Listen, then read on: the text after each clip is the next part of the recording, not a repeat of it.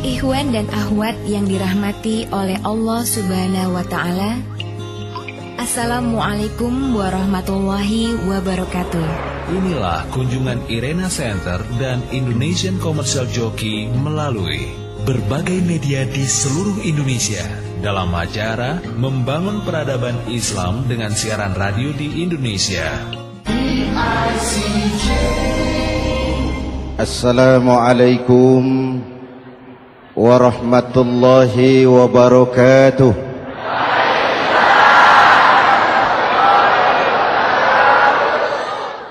Alhamdulillah wassalatu wassalamu ala Rasulillah Sayyidina Muhammad ibn Abdullah wa ala alihi wa sahbihi wa mawalah, amma ba'du.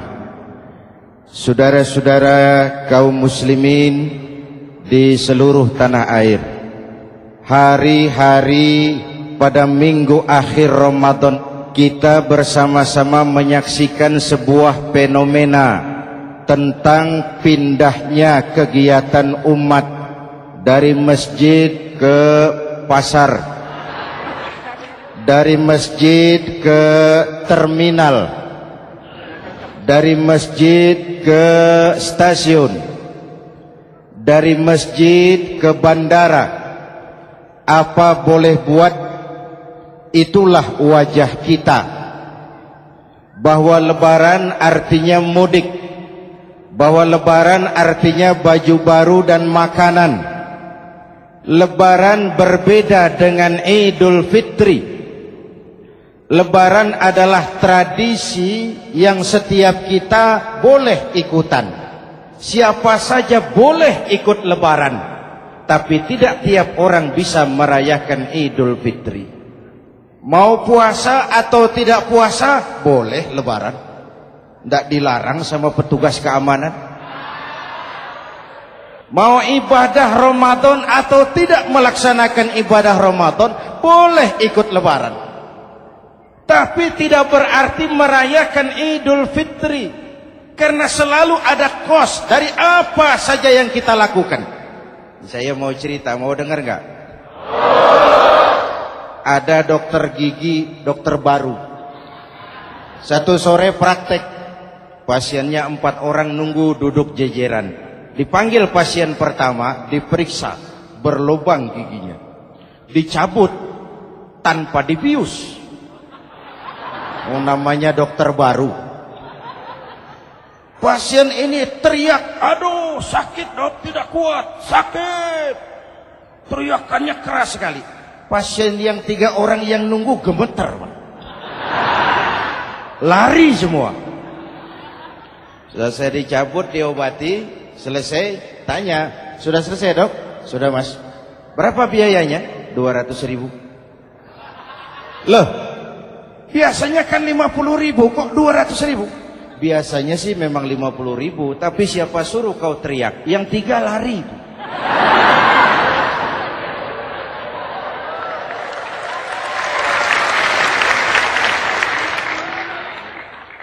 Cerita pendek ini ingin berpesan kepada kita, selalu ada ongkos yang harus kita bayar dari apa saja yang kita lakukan.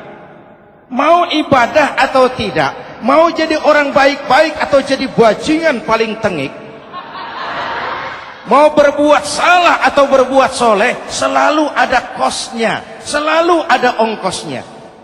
Kita bicara kembali kepada fitrah, Idul Fitri. Bagaimana caranya? Pertama saya ingin mengutip bagian pendek dari ayat 185 Al-Baqarah. Walitukmilul iddata walitukabbirullaha ala ma hadakum wala'allakum tashkurun. Ada 4 hal dari cuplikan ayat pendek ini.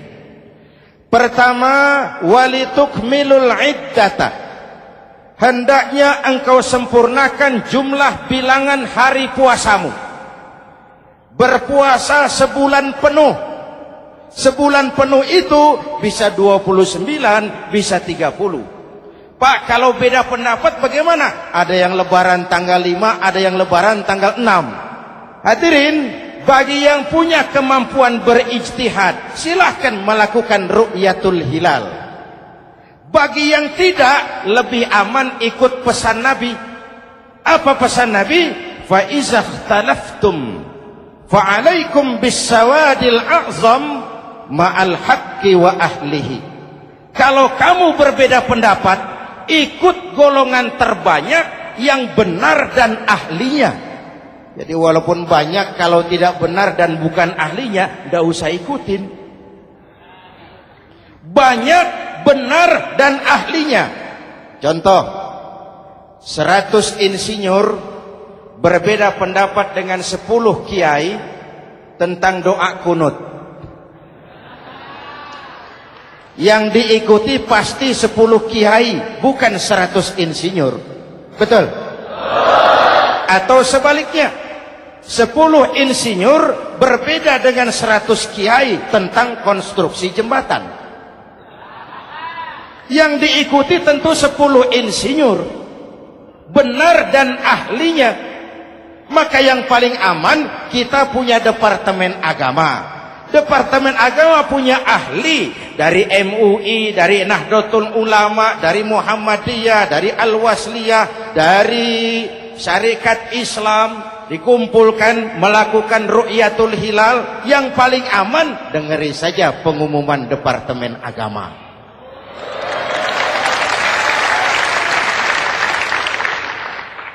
Tapi tetap menghormati mereka yang meyakini 1 Syawal jatuh pada tanggal 5. Beda boleh, marah jangan. Jelas? Saudara boleh suka tempe, tapi jangan menghina orang yang tidak suka tempe. Saudara boleh senang tahu, tapi jangan ngenyek karo wong yang senang tahu. Hadirin yang saya hormati, walitukmilul iddata. Kalau mau kembali kepada fitrah, sempurnakan jumlah bilangan hari puasamu. Makna sempurnakan di sini 2, sempurnakan 1 bulan penuh dan sempurnakan semangat puasamu. Walaupun Ramadan berakhir, puasa jangan selesai. Kenapa? Tangan kita masih tetap terus puasa dari mengambil yang bukan milik kita. Lidah kita walaupun Ramadan sudah selesai tetap berpuasa dari memfitnah dan menggunjing orang lain. Kaki kita walaupun Ramadan sudah selesai tetap puasa dari berjalan ke tempat yang tidak baik. Perut kita tetap berpuasa dari kemasukan barang-barang yang haram. Sempurnakan semangat puasamu. Sikap disiplin, sikap jujur, merasakan kehadiran Allah dekat dalam hidup. Nih contoh ringan. Tadi waktu asar dan zuhur, saudara sholat apa tidak? Sholat. Waktu sebelum sholat kan berwudu. Ketika berwudu kan berkemur. Umpama waktu berkemur itu saudara korupsi, sedikit saja airnya saudara minum, saya yakin jangankan petugas keamanan, teman wudhu sebelah pun tidak akan tahu kalau waktu berkemur saudara korupsi. Kalau selesai Ramadan ini diterjemahkan, insya Allah negara kita bersih, berkurang korupsinya. Hadirin yang saya cintai, saya kembali kepada pesan Al-Baqarah 185 tadi. Walitukmilul iddata, sempurnakan jumlah bilangan hari puasamu. Puasa sebulan penuh dan kemudian lanjutkan semangat Ramadan. Disiplin, merasakan diri di bawah pengawasan Allah. Sekarang ini Allah ditekan. Kita iman dalam ucapan tapi sekuler dalam perbuatan. Tuhan cuma ada di masjid, di kantor Tuhan hilang, maka korupsi merajalela. Tuhan cuma ada di masjid, di pasar Tuhan hilang, maka timbangan tetap curang. Iman dalam ucapan tapi sekuler dalam perbuatan. Kalau jiwa dan semangat Ramadan kita bisa terapkan, insya Allah korupsi akan berkurang. Sekarang kan kita prihatin, yang tadinya teriak-teriak wong cilik malah ribut rumah mewah. Yang tadinya teriak-teriak rakyat kecil, sekarang malah ribut soal villa 5 miliar. Ini kan menyedihkan, memilukan dan memalukan. Tidak punya sense of crisis. Nah, saya juga nggak tahu apa itu. Udah dengerin aja, kenapa sih? Usil bener. Padahal ekonomi kita masih terpuruk. Lapangan kerja sulit. Jumlah pengangguran rata-rata 2 juta orang per tahun. Lapangan kerja baru sulit terbuka karena investor, jangankan yang dari luar mau masuk, yang di dalam siap-siap keluar. Terakhir kita dengar Sony, pabrik elektronik besar, mau cabut lagi, pindah invest ke Taiwan, menyusul pabrik silet yang di Ciputat itu. Ketika ditanya apa investasi di Cina lebih murah, tidak, dia bilang lebih mahal, cuma lebih pasti. Di Indonesia murah, cuma mejanya kebanyakan. Biaya siluman, namanya siluman gak karu-karuan. Keluar uang banyak, urusan tidak pasti, capek. Disahkan undang-undang penyiaran yang justru ditolak oleh masyarakat penyiar sendiri. Industri penyiaran bakal kolaps.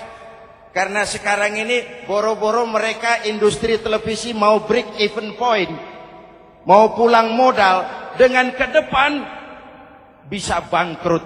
Akibatnya bisa kita pastikan, jumlah pengangguran makin bertambah.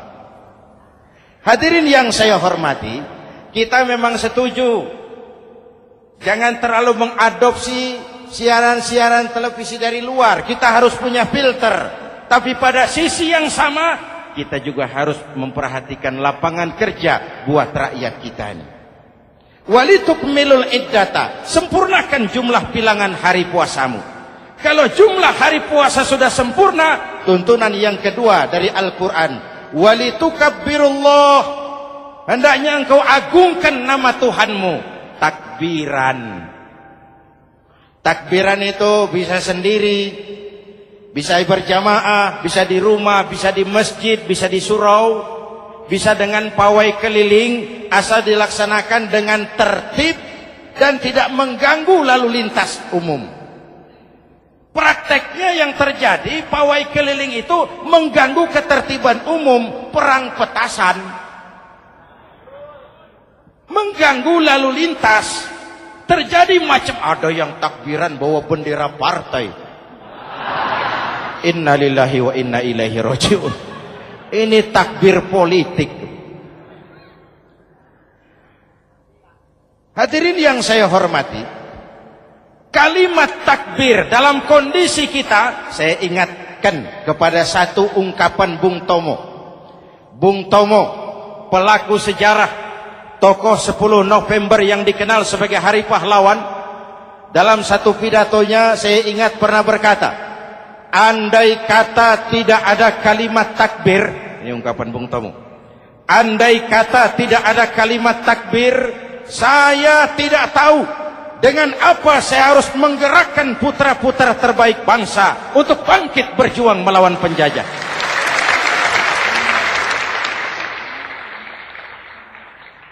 Ketika Allahu Akbar, itu londo kelihatannya kecil, meriam nggak meleduk. Dahulu orang-orang tua kita cuma ada 2 kata, merdeka atau mati. Tidak berpikir nanti kalau menang dan merdeka saya jadi wali kota di mana.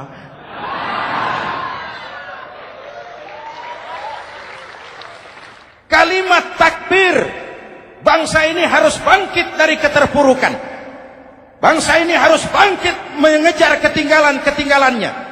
Bangsa ini tidak boleh terpuruk terus. Dan semangat takbir harus menjiwai kita. Tidak ada capek dalam perjuangan. Tidak ada puas dalam upaya. Keberhasilan cuma pengantar ke arah keberhasilan yang lebih baik lagi. Walitukabbirullah, hendaknya engkau agungkan nama Tuhanmu. Nama Allah menjadi motivasi besar dalam kehidupan kita. Ini pesan Quran Al-Baqarah 185. Pesan kedua, setelah sempurnakan jumlah bilangan hari puasamu, agungkan nama Tuhanmu. Takbiran. Kalimat takbir sendiri kalau kita lihat pada kalimatnya ada kata la ilaha illallah wahdah sadaqa wa'dah wa nasara 'abdah wa a'azza jundah wa hazamal ahzaba wahdah. Tidak ada Tuhan selain Allah, esa, tidak beranak, tidak diperanakan, wahdah, tidak bisa diumpamakan dengan apapun. Sadaqa wa'dah, Allah yang maha menepati janjinya. Wa nasara 'abdah, Allah yang maha menolong hambanya. Kalau bukan kebesaran Allah, berat berjuang Ramadan ini melawan musuh yang tidak nyata. Puasa itu kalau olahraga golep. Benar Pak, kalau tinju lawannya kelihatan. Betul. Sepak bola musuh kelihatan. Bulu tangkis kelihatan. Golf siapa musuhnya? Itulah puasa, menghadapi musuh yang tidak kelihatan. Itu lebih berat daripada perjuangan mengangkat senjata, lebih berat daripada berjuang mengorbankan harta. Tapi kalau di bulan Ramadan saja Rasulullah menang dalam perang Badar, itu harus jadi sumber motivasi. Dengan kalimat takbir, dengan keagungan Allah, bangsa Indonesia harus bangkit dari keterpurukan. Ibu bapak hadirin yang saya hormati, jadi bukan akhir Ramadan lalu sibuk beli baju. Boleh, tapi bukan itu yang utama. Laisal id bilibasin jadid, walakinnal id bita'atin yazid. Idul Fitri bukan pakaian baru. Idul Fitri adalah ketaatan yang meningkat, yang telah ditempa, digojlok, digembleng oleh Ramadan. Jadi kalau Ramadan rajin baca Quran, lalu selesai Ramadan sayonara Quran, latihan tidak berhasil. Ramadan rajin ke masjid, selesai Ramadan selesailah ke masjid. Awal Ramadan full house sampai ke halaman, akhir Ramadan cuma imam berdua tikar. Masjid kembali senyap, padahal masjid adalah pusat kegiatan umat. Saudara lihat dari sejarah, ketika hijrah ke Madinah, Rasul singgah di Kuba. Apa yang beliau lakukan? Membangun masjid. Ketika sampai di Madinah, kesibukan pertama beliau apa? Mencari rumah dinas? Bukan. Kesibukan pertama beliau mencari lokasi di mana membangun masjid. Isra dan Mi'raj, perjalanan besar dimulai dari masjid ke masjid. Ini indikasi masjid memang merupakan pusat kegiatan umat. Umat Islam dengan masjid seperti ikan dengan air, tidak boleh pisah. Ada ikan yang tidak betah di air? Ada. Ikan mau modar. Kalau umat sudah mulai menjauhi masjid, jiwanya yang akan mati. Kalau jiwanya mati, jasadnya masih hidup, itu namanya bangkai berjalan. Walitukabbirullah, engkau agungkan nama Tuhanmu. Takbiran. Setelah berjuang penuh, membina takwa, mengharap ridho, mengendalikan nafsu. Ingat loh, puasa itu bukan menghilangkan nafsu, mengendalikan, menempatkan pada tempatnya. Manusia tanpa nafsu bukan manusia, tapi manusia yang disetir nafsu turun jadi binatang, bahkan lebih rendah daripada binatang. Puasa ini menempatkan nafsu di tempatnya. Hai laki-laki, kamu nafsu sama perempuan? Betul Pak. Perempuan suka laki-laki? Betul Pak. Boleh lewat sini, lewat pintu yang disebut nikah. Ini nafsu disalurkan lewat pintu yang disebut nikah. Jangan seperti ayam kawin tiap malam, nikah tidak mau.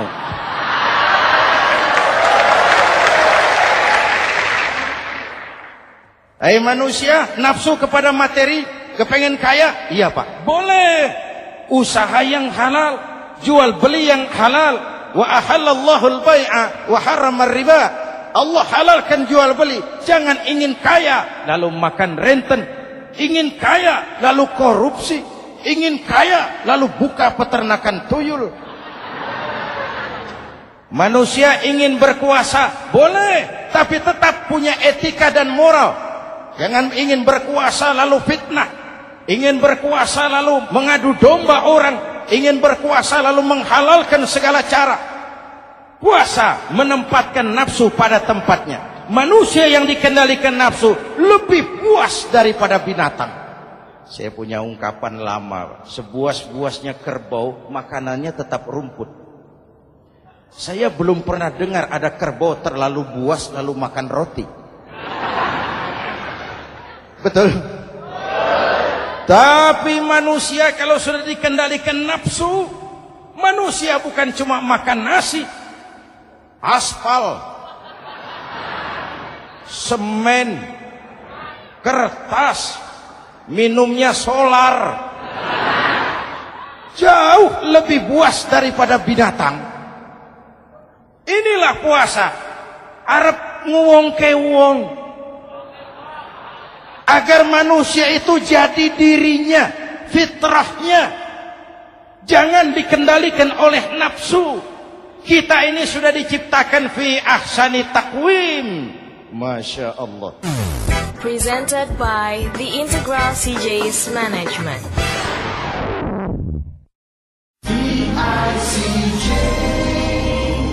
Hadirin, yang ketiga pesan Al-Baqarah 185 tadi. Setelah sempurna jumlah bilangan hari puasa, lalu mengumandangkan takbir, membayar zakat fitrah. Kenapa itu kita lakukan? Mengagungkan nama Allah ala ma hadakum. Agungkan nama Allah yang telah memberikan hidayahnya kepadamu. Masya Allah nih, hidayah, kita bersyukur. Hidayah ini hak prerogatif Allah, diberikan kepada siapa saja yang dikehendaki oleh Allah. Kita bisa lihat dalam sejarah, ada anak Nabi tidak mendapat hidayah, tidak terpanggil mengikuti kebenaran yang disampaikan oleh bapaknya, namanya Kan'an, putra Nabi Nuh. Ada ayah Nabi bernama Azar, ayah Nabi Ibrahim, putranya penegak tauhid, ayahnya produsen berhala. Ada istri Nabi, istrinya Nabi Lut, tidak mendapat hidayah, tidak terpanggil mengikuti kebenaran. Lalu Abu Jahal, Abu Lahab, paman Nabi, melihat Nabi, menyaksikan mukjizat, mendengar wahyu, melihat tutur kata Nabi, hidayah tidak datang kepada dia, maka mereka tidak terpanggil mengikuti kebenaran. Kita alhamdulillah keponakan Nabi saja bukan, mendapat yang namanya hidayah ini. Ini harus kita pelihara, kita jaga baik-baik, karena ini merupakan hak prerogatif Allah. Yahdi man yasha, diberikan kepada siapa saja yang dikehendakinya. Hadirin, sembari kita mengambil pelajaran tentang Kan'an yang tidak dapat, putra Nabi Nuh. Ini saya ngambil bagian cerita sejarah. Masih mau dengar? Nabi Nuh diberi umur 950 tahun, berdakwah sepanjang hidup. 800 tahun beliau dakwah, dapat pengikut tidak lebih 80 orang. Rata-rata 10 tahun satu. Yang dihadapi ini umat yang kurang ajar, bandel, bajingan, tengik. Kalau diceramahi, telinganya ditutup dengan tangannya. Ini saking kurang ajarnya ini umat. Diberikan dakwah, telinganya ditutup dengan tangan. Nabi Nuh ketika di puncak kesabarannya munajat, ya Rabb, Bagaimana Nuh? Siang malam saya berdakwah kepada umat ini. Saya sampaikan risalahmu, saya canangkan seruanmu, saya sampaikan ajaranmu. Inni da'autu qaumi lailan wa nahara. Siang malam saya berdakwah kepada umat. Wa inni kullama da'autuhum ja'alu asabi'ahum fi adhanihim. Tiap kali saya sampaikan dakwah kepada mereka, mereka tutup telinganya dengan tangannya. Saya tidak sanggup menghadapi umat seperti ini ya Allah. Habis mau kamu bagaimana Nuh? Sikat saja sudah semua ini. Bikin mati saja. Nanti kalau punya anak, anaknya kafir lagi. Lebih baik bapak moyangnya, mbah-mbahnya sikat semua. Rabbi la tazar 'alal ardi minal kafirina dayyara. Jangan disisakan orang kafir. Habisin semua. Itu mau kamu? Iya. Buat kapal Nuh, nanti aku turunkan banjir. Dengan apa saya membuat kapal ya Rabb? Pakai kayu Nuh. Kayunya dari mana ya Rabb? Dari pohon tentu. Pohonnya belum ada ya Rabb. Tanam dulu Nuh. Membuat kapal kayunya nanam pohon dulu. Apa artinya? Perjuangan bukan simsalabim abracadabra. Perjuangan bukan makan lombok, ini hari dimakan, ini hari pedas. Perjuangan itu proses.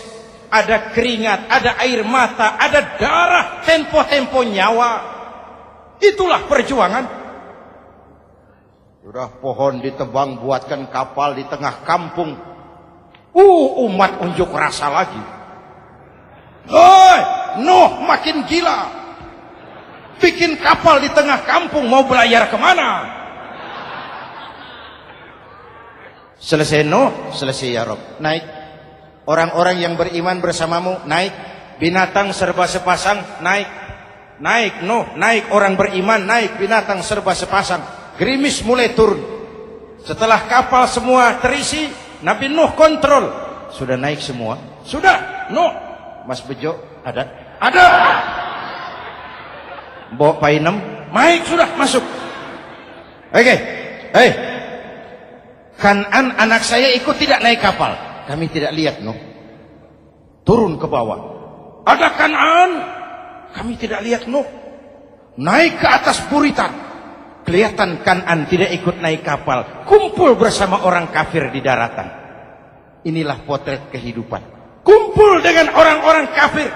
Berapa banyak anak-anak kita tidak mau ikut orang tuanya ke masjid. Kumpul dengan orang-orang kafir di tempat maksiat.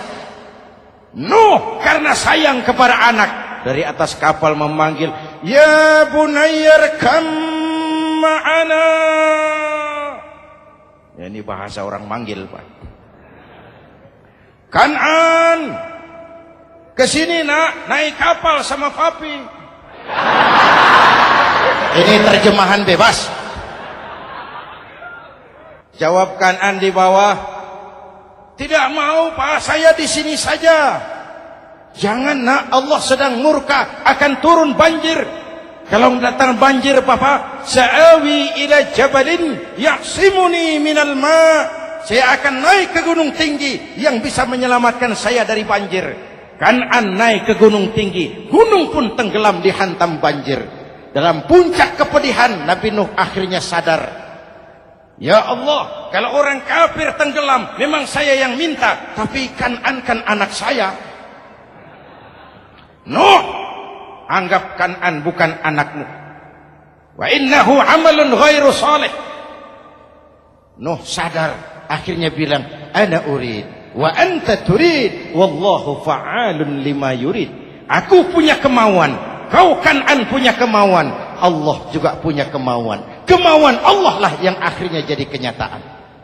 Nah, sekarang juga kita ngadepi musim banjir. Bukan banjir air saja, banjir peradaban-peradaban yang masuk ke negeri kita. Banjir maksiat, banjir munkarot.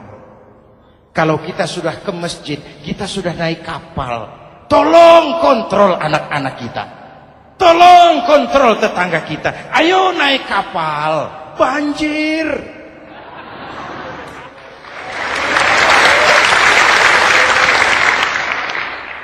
Ditutup ayat ini dengan wala'allakum tashkurun. Atas hidayah yang diberikan kepada kita, kita bisa melaksanakan ibadah Ramadan, bisa takbiran, dan diakhiri dengan ungkapan tasyakkur. Tasyakkur dan tafakkur, mensyukuri nikmat. Saya berulang kali mengingatkan, nikmat bisa berubah menjadi azab kalau kita tidak pandai mensyukurinya. Bayangkan Pak, tahun 87-an kita itu jadi negara yang berswasembada pangan. Beras kita cukup untuk rakyat kita. Sekarang kita jadi pengimpor beras terbesar. Kita beli beras ke Vietnam, kita beli beras ke Thailand, ke negara-negara yang lebih kecil dari kita. Kenapa? Karena sawah kita tanami gedung dan beton. La in syakartum la azidannakum wa la in kafartum inna adzabi lasyadid. Kalau kamu bersyukur, aku tambah nikmat. Kalau kamu ingkar, tidak pandai bersyukur, awas, azabku pedih.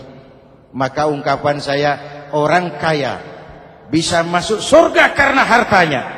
Orang kaya bisa masuk neraka juga karena hartanya. Syukur apa tidak syukur? Pejabat bisa masuk surga karena jabatannya.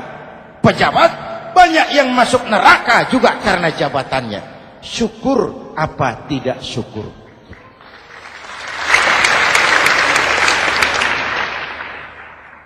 Orang alim, kiai bisa masuk surga karena ilmunya.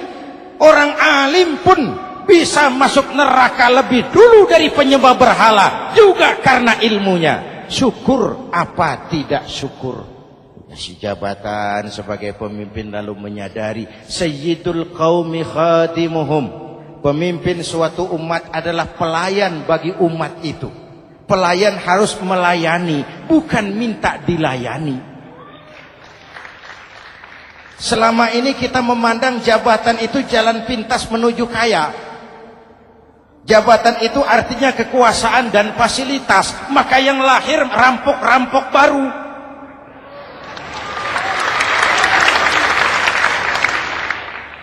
Jabatan adalah alat untuk pengabdian di tengah rakyat yang sedang susah, di tengah negara yang sedang terpuruk. Kita memerlukan pemimpin-pemimpin yang sadar sayyidul qaumi khadimuhum. Pemimpin suatu kaum adalah pelayan bagi kaum itu sendiri. Ibu bapak hadirin yang saya hormati, dengan mensyukuri itu maka makna Idul Fitri meresap kembali kepada fitrah kita sebagai manusia. Fitrah kesucian. Secara sederhana orang gambarkan kembali kepada fitrah seperti bayi baru dilahirkan oleh ibunya, bersih, suci, tanpa dosa, lantaran sudah dibersihkan oleh ibadah Ramadan. Tapi para ulama khalaf ada yang mengartikan fitrah itu kecenderungan kepada kebajikan. Kecenderungan kepada kebaikan. Itu juga fitrah. Kembali kepada fitrah manusia, kecenderungan untuk berbuat baik. Kita lahir bayi, tidak punya dosa. Betul? Tidak ada dosa warisan dalam Islam. Kalau harta warisan ada, dosa warisan tidak. Karena itu dalam Islam juga tidak ada penebusan dosa. Kalau dosa bisa ditebus dengan uang, tentu Menteri Keuangan nomor 1 masuk surga.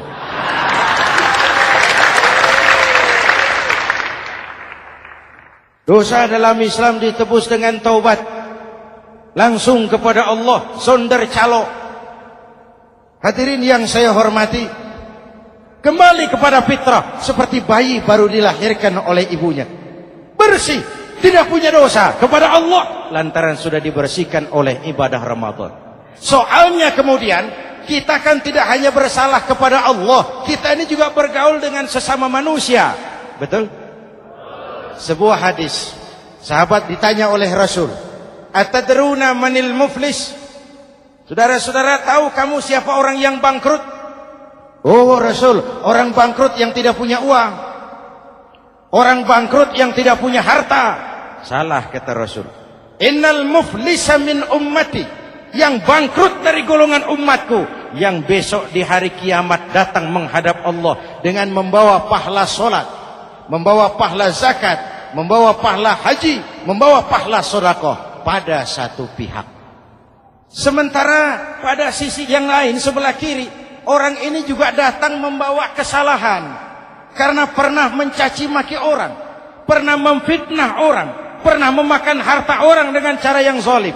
Satu sisi bawa kebajikan, sisi lain bawa kesalahan. Kalau ini yang terjadi, bagaimana nasib kita, kata Nabi?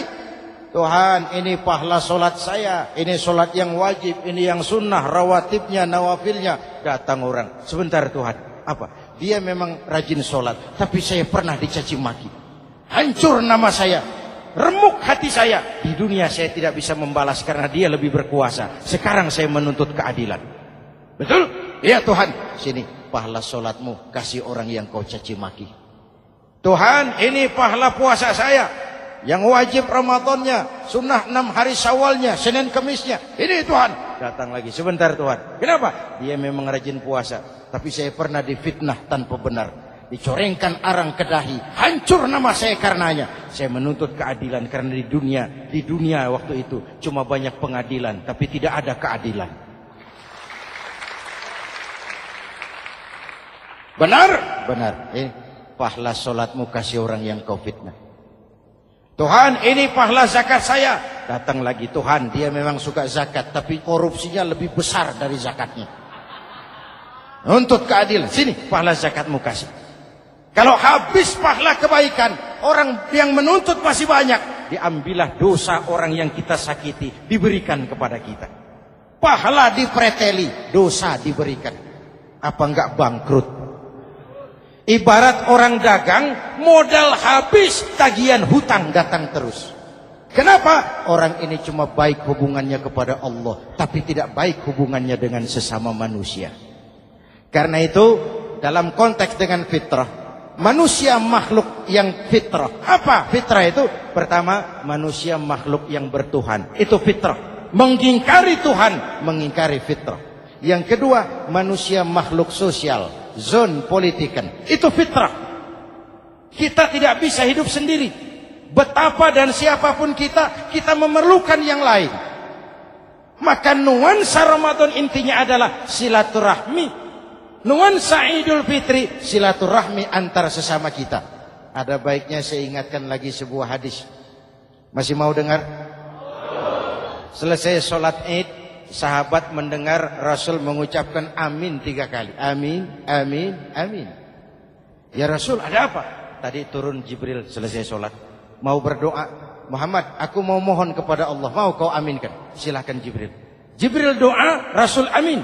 Doanya 3 macam permohonan, maka Rasul 3 kali mengucapkan amin. Kalau sudah Jibril yang doa, Rasul yang amin, apa ya doanya ditolak? Apa isi doanya? Yang pertama, ya Allah, doa malaikat Jibril. Hari ini 1 Syawal, waktu itu doanya, saya mohon kepadamu, jangan engkau terima puasa dan ibadahnya anak yang durhaka kepada ibu bapaknya. Rasul mengucapkan amin. Renungan buat kita. Itu sebabnya barangkali sesibuk-sibuk di Jakarta masih mau mudik nemui orang tua. Yang kedua, ya Rabb, saya mohon kepadamu, jangan engkau terima puasa dan ibadahnya istri yang durhaka kepada suaminya. Amin. Kedengaran, Bu? Ada ibu-ibu tanya, Pak, kalau suami yang durhaka sama istrinya bagaimana? Hadisnya tidak menjelaskan itu, Bu.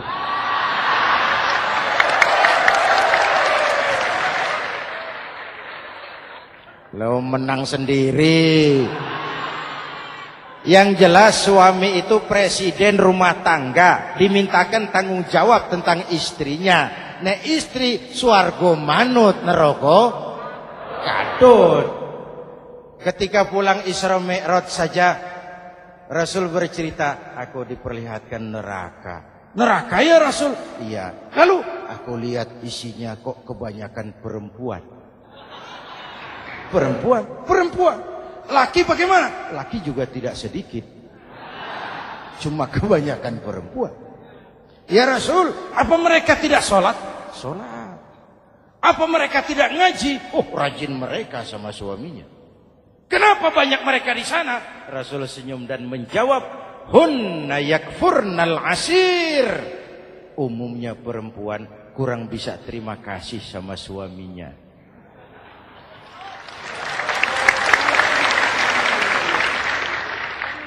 Ini penyakit turunan. Oi, ngaku oi. Lalu yang ketiga, ya Allah, hari ini saya mohon kepadamu, jangan engkau terima puasa dan ibadahnya muslim yang tidak mau memaafkan sesama saudaranya muslim. Memaafkan lebih berat daripada meminta maaf, tapi memberi maaf lebih mulia daripada meminta maaf. Inilah nuansa mengembalikan semangat saling menghargai, saling mencintai, keutuhan, kerukunan, dan kedamaian. Sudah capek kita rakyat dengan konflik. Sudah capek kita dengan mengedepankan perbedaan dan bukan persamaan. Sudah waktunya kita berbeda tapi tetap bergandengan, tetap bersama menyongsong hari esok yang lebih baik. Mintalah ridho ibu bapak, suami kepada istri, istri kepada suami, dan memaafkan sesama saudara muslim sehingga kita benar-benar kembali kepada fitrah. Terima kasih dan mohon maaf, semoga ada manfaatnya. Usikum wa nafsi bitaqwallah. Wassalamualaikum warahmatullahi wabarakatuh.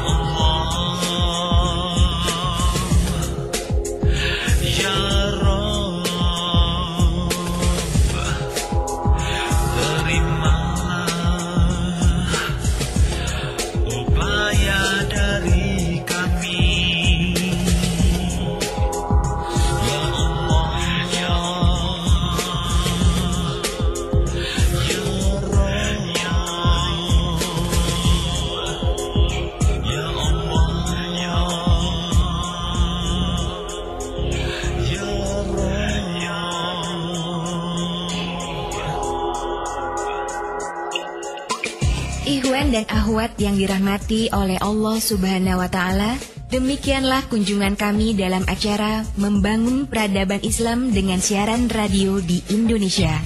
Syukur alhamdulillah atas nikmat Islam dan indahnya persaudaraan yang Allah karuniakan kepada kita semua. Semoga ilmu milik Allah dapat membentengi akidah kaum muslim dari berbagai upaya penyesatan. MPI DSRI ini merupakan komunikasi dan jabat erat di antara kami, Irena Center, Indonesian Commercial Jockey, serta berbagai media di seluruh Indonesia. Terima kasih. Wassalamualaikum warahmatullahi wabarakatuh.